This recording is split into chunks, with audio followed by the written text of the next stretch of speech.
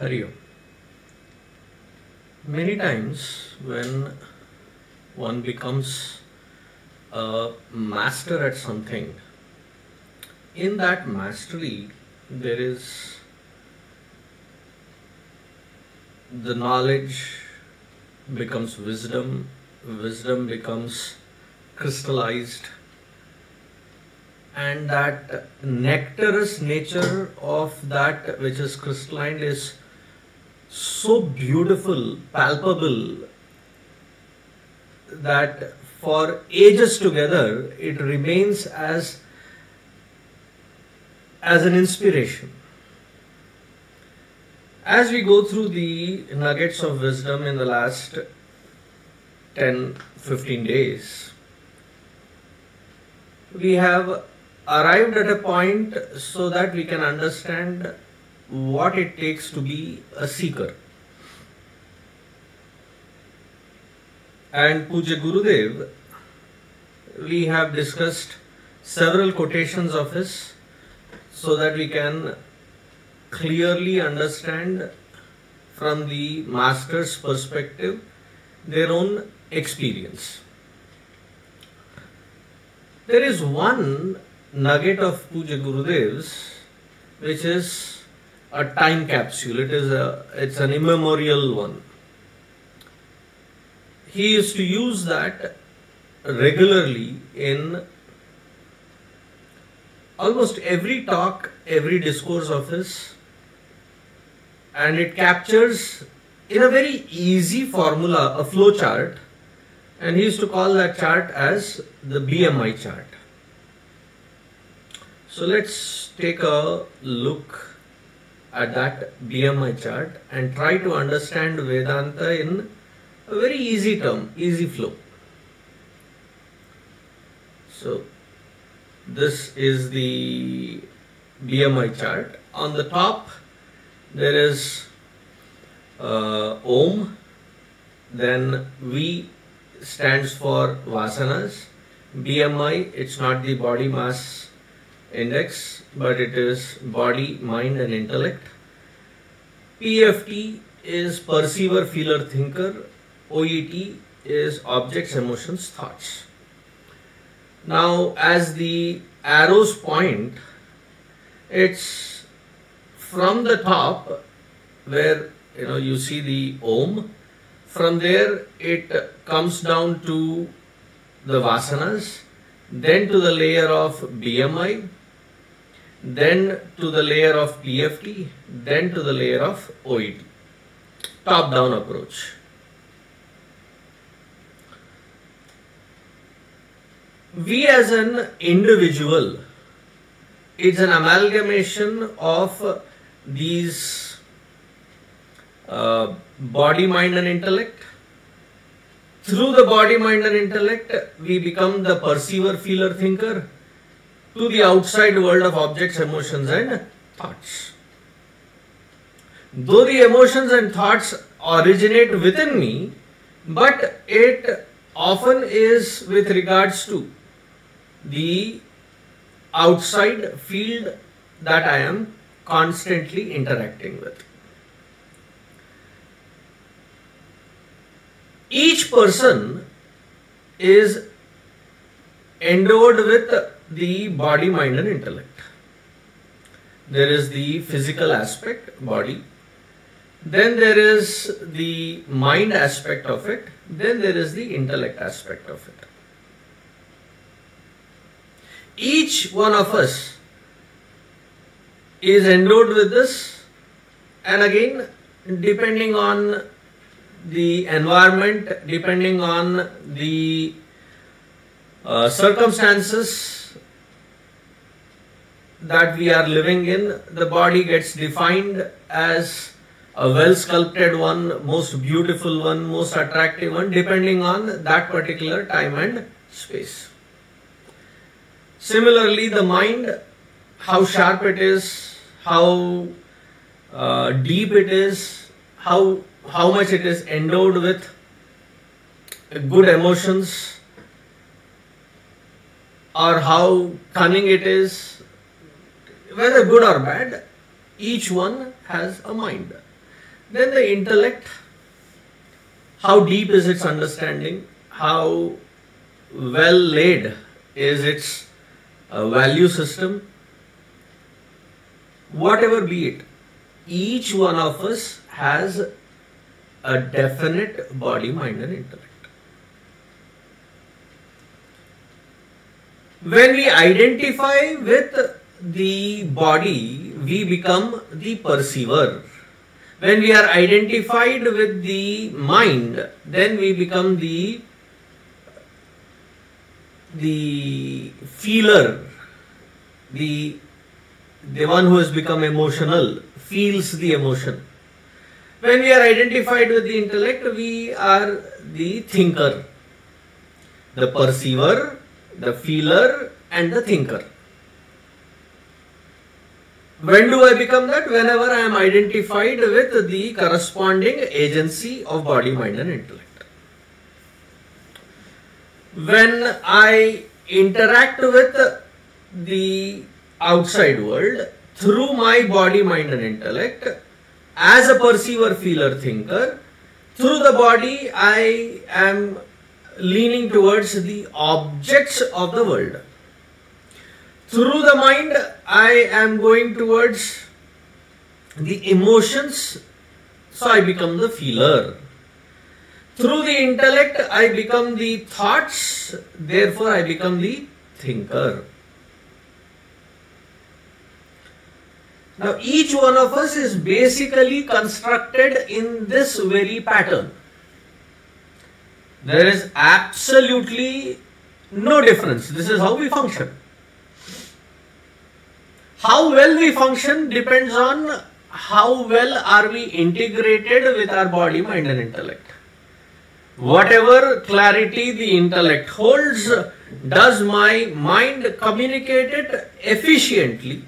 And does the body function in the world effectively? So this body, mind and intellect, the conglomerate of these three, is interacting with the worlds of objects, emotions and thoughts as a perceiver, feeler, thinker. Everybody has a similar pattern of body, mind and intellect. Everybody has the same world to go out and interact with.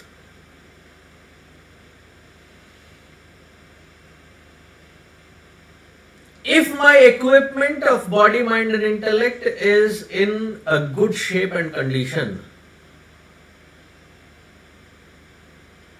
the same world appears beautiful, amazing, inviting, encouraging. I feel good about going and interacting with. If this very body, mind and intellect is not in a good shape, then the same world that I am interacting with appears like a disastrous place to be in. Now what is the difference? It is this layer of body, mind and intellect. If it is in good shape, if it is in a good form, if it is in agile, able, available format, then the world looks beautiful. If it is not, then the world looks very threatening. So many say it is because of our genetics. Genetics also is pretty much the same composition. How does that genetics change? It depends on how my mind and intellect is, how my body also is. If the layer which is interfacing with the world outside is not in an available, accessible, at ease mode, then it is constantly feeding the inside, the antakarana, the information is being taken, is being processed, that it is a terrifying, terrible world. Therefore, my experience of that world, my body system releases certain hormones, enzymes that make up the genetics. What is more important is this mind, intellect and body, each one of us having a similar kind, facing the same world, exact same world that each one of us is facing. Why does it appear different? It is because we are ordained by this layer of vasana, which is in English called the impressions that we carry. Each one of us has a different impression. Each one of us has a completely different set of interpreting the world that we are interacting. Now this interpretation, the vasanas, the impressions, the tendencies, are a layer of accumulation over the past entire field of experience.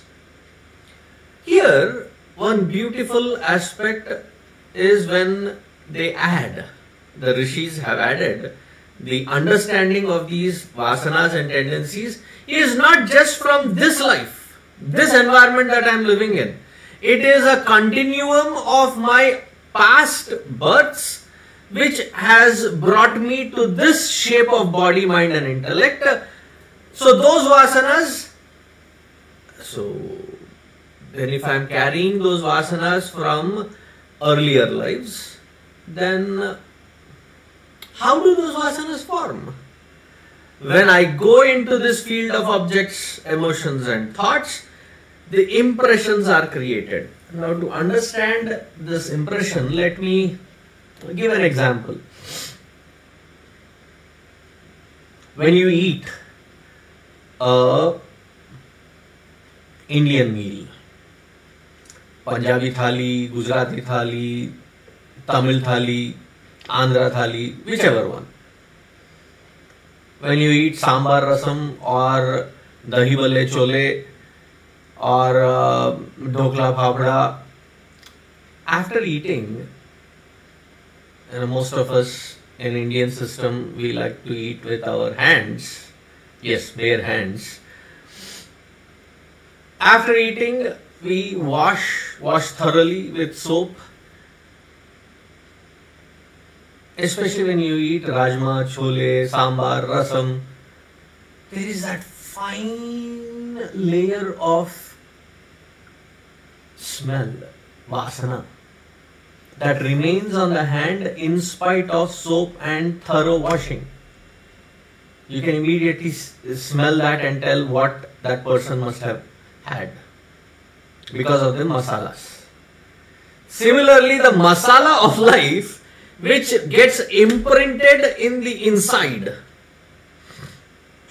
When through the body, mind and intellect, I am interacting with the world of objects, emotions, thoughts, the impression of the perceiver, impression of the feeler, the impression of the thinker forms this vasana. One more important point in this particular chart is each one of us at a body, mind and intellect is very similar. The composition, the make of it, not just that. The enlivening factor, that because of which I call this system as a living system, is that supreme consciousness, Om. That supreme consciousness enlivens the vasanas enlivens the body, mind and intellect, the body, mind and intellect having identified with which I become the perceiver, feeler, thinker, I go out into the world of objects, emotions, thoughts. If my experience of the world outside, which is objects, emotions, thoughts, if that has to be an enhanced one, a satisfying one, enjoyable one, then the only factor which is to be accessed, controlled, managed, channelized is that layer of perceiver, feeler, thinker which is being colored by my own set of vasanas. If that be worked at, because the enlivening factor is the same, the composition of body, mind and intellect is the same, the world that I am interacting with is also same.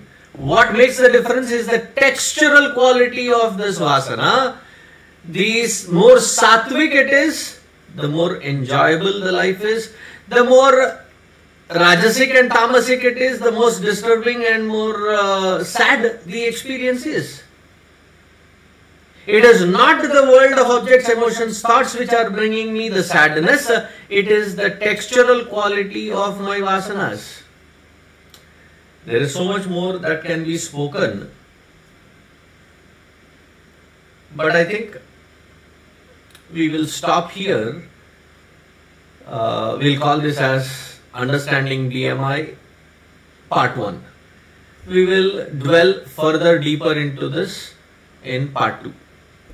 Until then, be safe, take care, and Hari Om.